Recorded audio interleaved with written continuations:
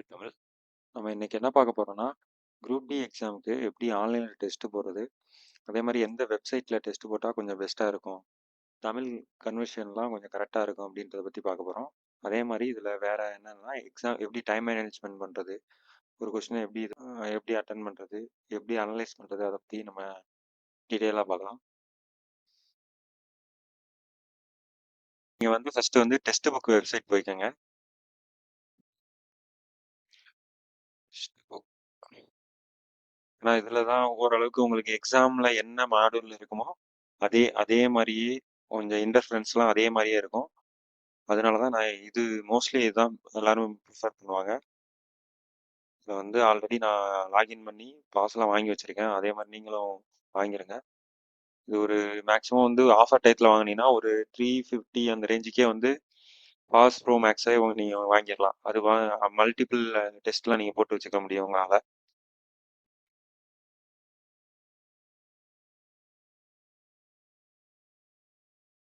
Login பண்ணி உள்ள போனீங்கன்னா, இந்த மாரி தான் இன்டர்ஃபேஸ் வரும். நெக்ஸ்ட் இதில நீங்க என்ன பண்ணணும்னா, டெஸ்ட் டெஸ்ட் சீரிஸ்ல நான் ஆல்ரெடி குரூப் பிக்கு டெஸ்ட் சீரிஸ் வாங்கி வச்சிருக்கேன். நீங்க மொத்தமா பாஸ் ப்ரோ மொத்தமா வந்து வாங்கிட்டீங்க. இந்த இருக்குல்ல.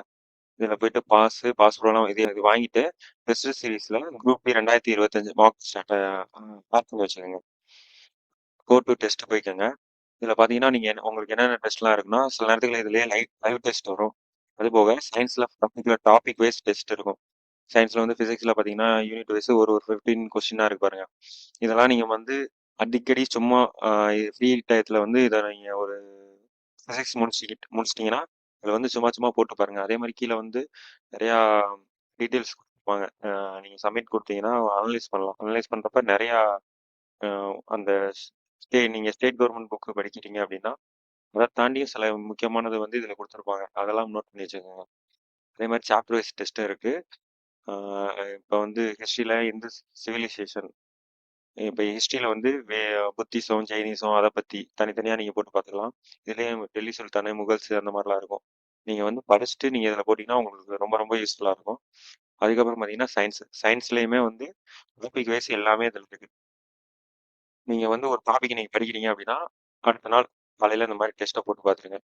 போட்டு பார்த்து அதுக்கடுத்து இன்னும் டாபிக் படிங்க. அதுக்கப்புறம் 1 வீக்ல வந்து ஒரு சண்டே இருக்கும்போது ஃப்ரீயா இருக்கும்போது உங்களுக்கு ஃப்ரீ டயத்துல படிக்க முடியல அந்த மாதிரி டயத்துல வந்து நீங்க செக்ஷன் வைஸ் டெஸ்ட் போறது, சாப்டர் வைஸ் டெஸ்ட் போறது வந்து ரொம்ப உங்களுக்கு யூஸ்ஃபுல்லா இருக்கும். அந்த ஏன்னா அது இந்த ஃபீல்ட்லயே இருக்கிற மாதிரி இருக்கும்.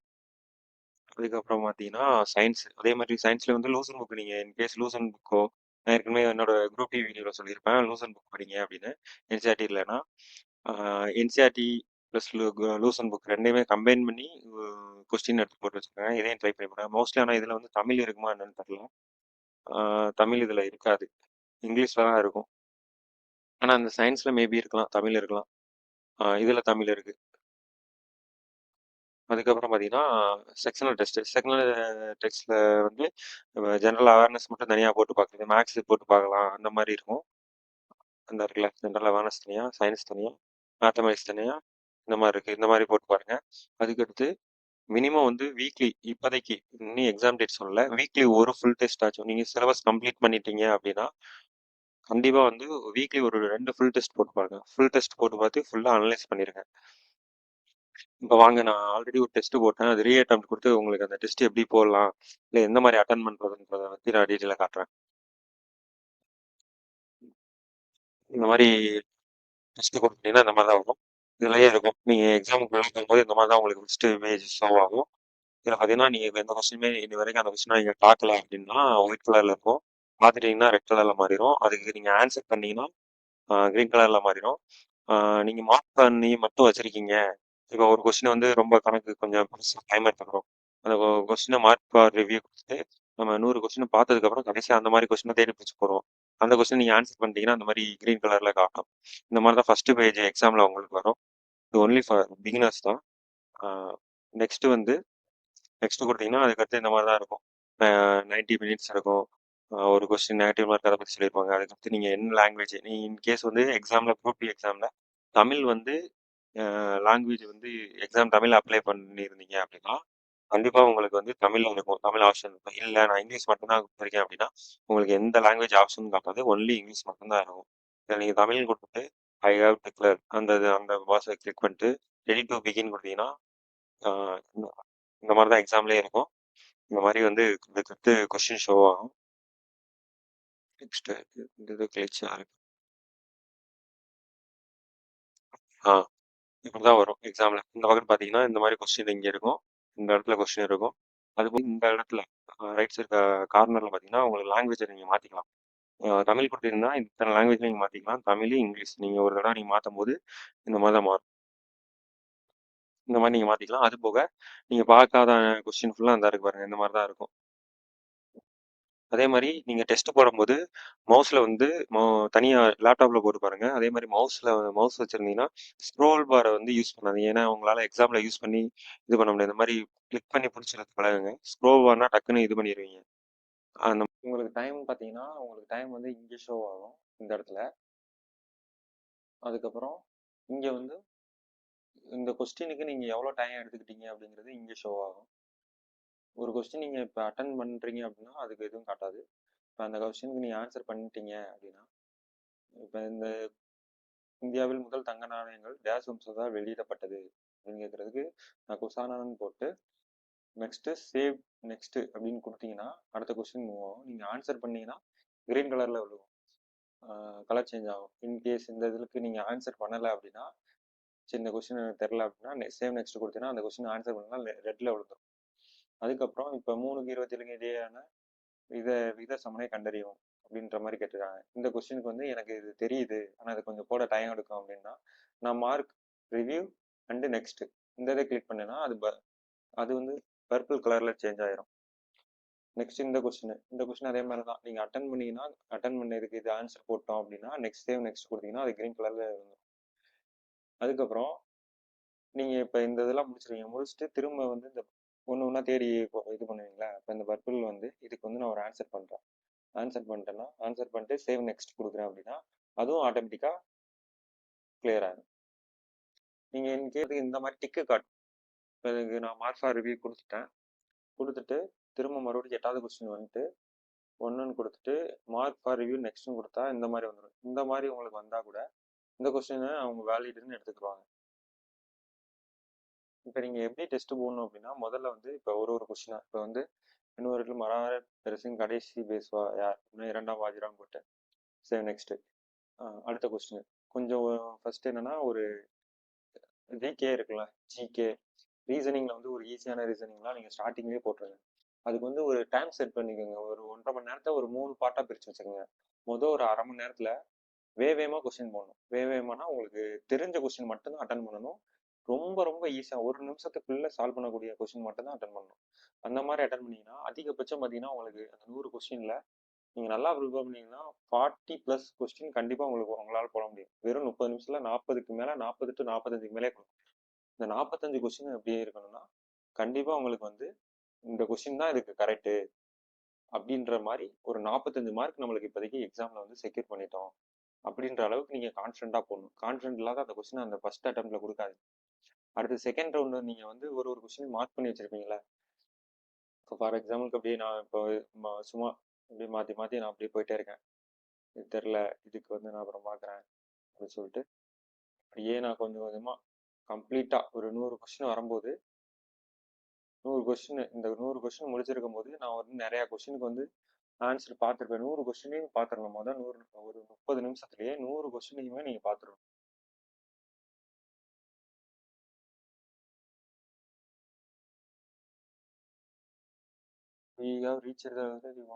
இந்த மாதிரி கேட்கும். நீங்கள் 100 கொஸ்டின் பார்த்தோம்னா ஃபர்ஸ்ட் கொஸ்டின் போறீங்களா அப்படின்னு கேட்கும். எஸ்னா எஸ் கொடுத்தா திரும்ப ஃபர்ஸ்ட் கொஸ்டின் போயிடும். டெஸ்ட் போட்டிங்கன்னா ஃபர்ஸ்ட் வந்து 30 நிமிஷம் வந்து ஒரு 30 to 45 கொஸ்டினுக்கு டைம் பண்ணுங்க. அடுத்த ஒரு 30 நிமிஷத்துல வந்து ஒரு 20 to 25 கொஸ்டின். அடுத்த ஒரு 20 நிமிஷத்துல நம்ம 30 நிமிஷத்துல 20 கொஸ்டின் ஆச்சும் போட்டுருக்கணும். ஏன்னா நீங்க நல்லா ப்ரிப்பேர் பண்ணீங்கன்னா கண்டிப்பா 70+ அட்டம் ஆச்சும் கொடுப்பீங்க. கொஸ்டின் டஃபா இருந்துச்சுன்னா உங்களுக்கே தெரியும்.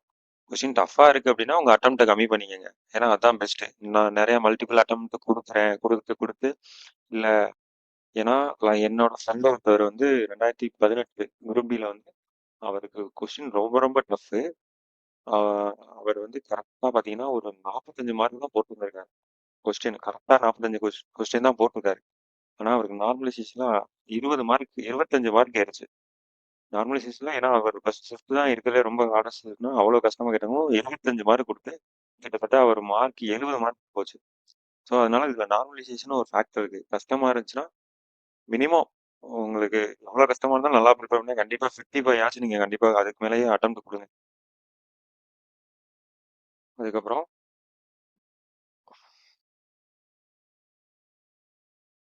டெஸ்ட்லாம் போட்டு முடிச்சதுக்கப்புறம் 100 கொஸ்டின் முடிச்சிட்டீங்க. 1 1/2 மணி நேரம் முடிஞ்சுச்சுன்னா அதுக்கடுத்து ஃபர்ஸ்ட்டு 1 மணி நேரம் முடிச்சு அதுக்கடுத்து ஒரு 1/2 மணி நேரம் இருக்கு. அதுல வந்து மேக்ஸ்ல கொஞ்சம் டைம் இருக்கிற கொஸ்டின் ஃபுல்லாக அதில் சால்வ் பண்ணி பாருங்க. அதுலேயும் ஒரு கொஸ்டினுக்கு ஒரு 3 நிமிஷம் 4 நிமிஷம் அதிகபட்சம் அந்த கடைசி 1/2 மணி நேரத்தில் எடுத்துக்கோங்க. நான் தெரியாசம் தான் நம்ம போட்டு போட்டு சால்வ் பண்ணுற மாதிரி. அதுக்கு மேலே அந்த கொஸ்டினை டைம் ஸ்பெண்ட் பண்ணாதீங்க. விட்டுருங்க அந்த கொஸ்டின் அந்த ஒரு மார்க் போனாலும் போயிட்டு போகுதுன்னு சொல்லி அடுத்த கொஸ்டின் வந்துருங்க. ஏன்னா சில ஈஸி கொஸ்டின் மாதிரியே இருக்கும். நம்மள அந்த கொஸ்டின் சுத்த விட்டுரும். கிட்டத்தட்ட பார்த்தீங்கன்னா அதுக்கே 7 8 நிமிஷம் கொடுத்துருக்கோம். நம்மளுக்கு என்னன்னா டைம் தெரியவே தெரியாது. டைம் போயிட்டே இருந்திருக்கும். அப்புறம் அந்த ப்ரெஷர்லேயே அடுத்தடுத்த கொஸ்டின் நம்மளுக்கு வராது. அதே மாதிரி பஸ்ஸில் வந்து அந்த செகண்ட் ஹாஃப்லேயே மேக்ஸிமம் ட்ரை பண்ணிடுங்க. ஏன்னா கடைசியில் போய் நீங்கள் பஸ்ஸில் ட்ரை பண்ணீங்கன்னா அவசரத்தில் ஒன்றுமே வராது. ஃபர்ஸ்ட்டு 1/2 மணி நேரம் முடிஞ்சதுக்கப்புறம் நெக்ஸ்ட் 1/2 மணி நேரத்தில் பஸ்ஸெல்லாம் இருக்குல்ல சர்க்குலர் பஸ்ஸில் அந்த மாதிரி டயத்தில் இந்த டயத்துலேயே சால்வ் பண்ணி பார்த்துருங்க. ஏன்னா அப்போ தான் கொஞ்சம் பொறுமையாக நீங்கள் சால்வ் பண்ண முடியும். வேஸ்ட் டயத்தில் அவசர அவசரமாக பண்ணீங்கன்னா பஸ்ஸெல்லாம் வரவே வராது.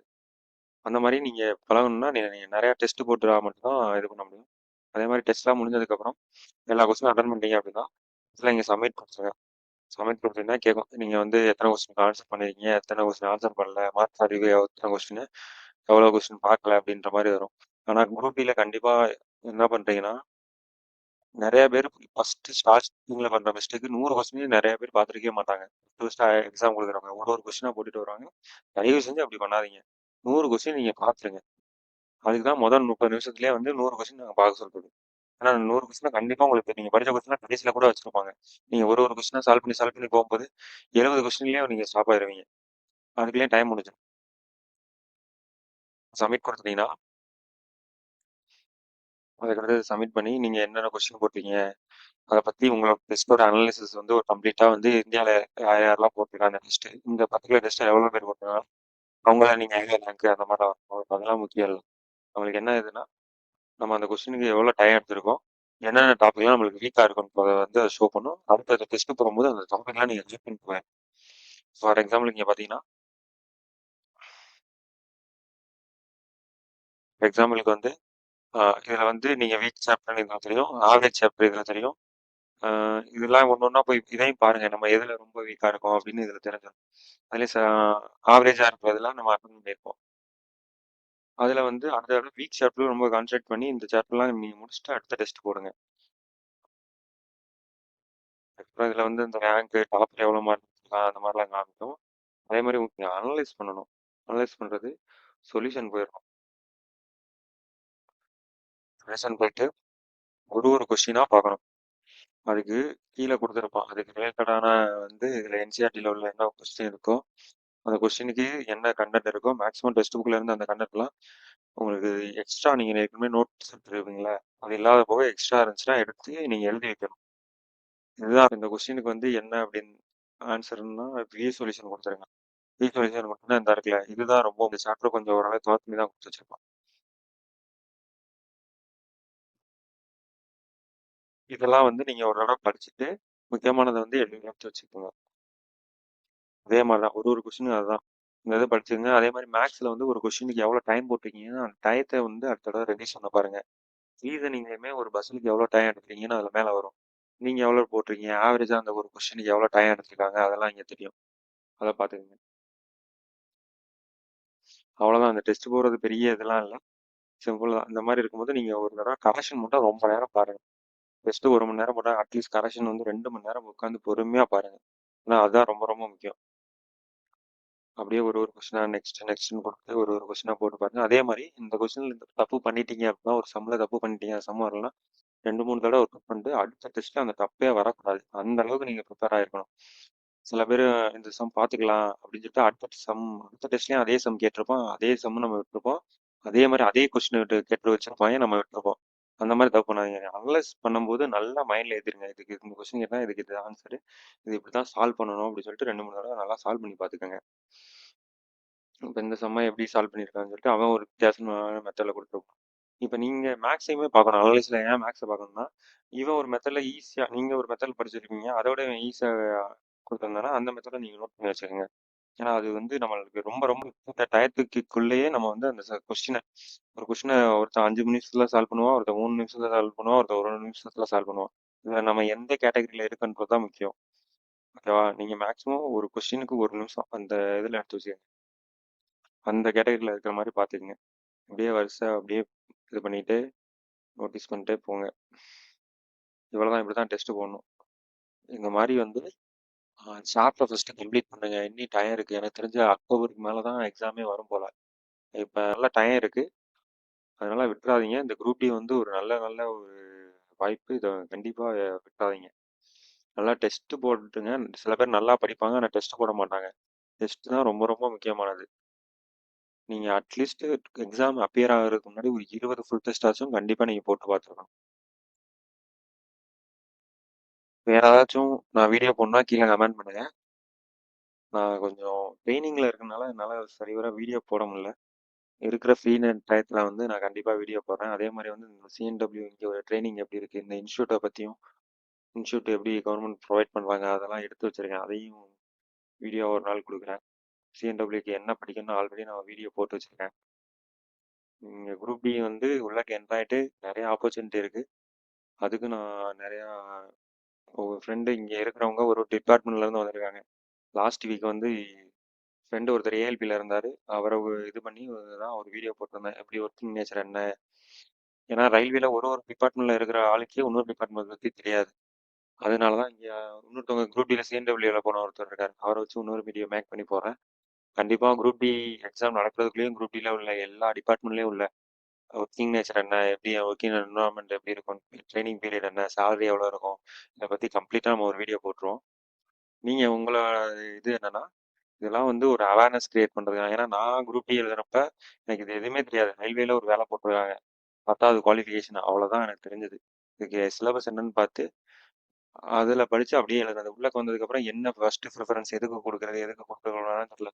வேக்கன்சி எதுக்கு அதிகமாக இருக்கோ அதை கொடுத்து விடு அப்படின்னு சொல்லி தான் நல்லா கொடுத்து விட்டேன். ஆனால் இப்போ அப்படியே கொடுத்து விட்டு நான் ட்ராக் பண்ணலேருந்து இப்போ நான் வந்துட்டேன். அதனால நீங்கள் படிச்சிருந்தீங்கன்னா கண்டிப்பாக உங்களால் இந்த மாதிரி வர முடியும். மொபைல் யூஸ் பண்ணாமல் டெய்லி உட்காந்து படிங்க. மினிமம் ஒரு 6 ஹவர்ஸ்க்கு மேலேயாச்சும் உட்காந்து படிச்சிங்கன்னா இந்த குரூப் டியில் கண்டிப்பாக உங்களால் கண்டிப்பாக ஜாப் அடிக்க முடியும். ஓகே, இந்த வீடியோ உங்களுக்கு பிடிச்சிருந்துச்சுன்னா நம்ம டார்கெட் ரயில்வே தமிழ் சேனலை சப்ஸ்கிரைப் பண்ணுங்கள். கீழே டெலகிராம் லிங்க் கொடுத்துருக்கேன், டெலகிராம் லிங்கில் ஜாயின் பண்ணிக்கோங்க. அதில் வந்து லாஸ்ட் இயர் நடந்த குரூப் டி கொஸ்டின், இப்போ ரீசெண்டாக நடந்த என்டிபிசியோட கொஸ்டின், தமிழ் வெர்ஷன் எல்லாமே அதில் போட்டிருக்கேன். ஏஎல்பி கொஸ்டின் போட்டிருக்கேன். படிக்கிறவங்க அந்த கொஸ்டின்லாம் சால்வ் பண்ணி பார்த்து யூஸ் பண்ணிக்கோங்க. வேறு எந்த டவுட் இருந்தாலும் கீழே கமெண்ட்டில் சொல்லுங்கள். நான் கண்டிப்பாக ஃப்ரீ டயத்தில் கண்டிப்பாக நான் உங்களுக்கு ரிப்ளை பண்ணுவேன். தேங்க்யூ.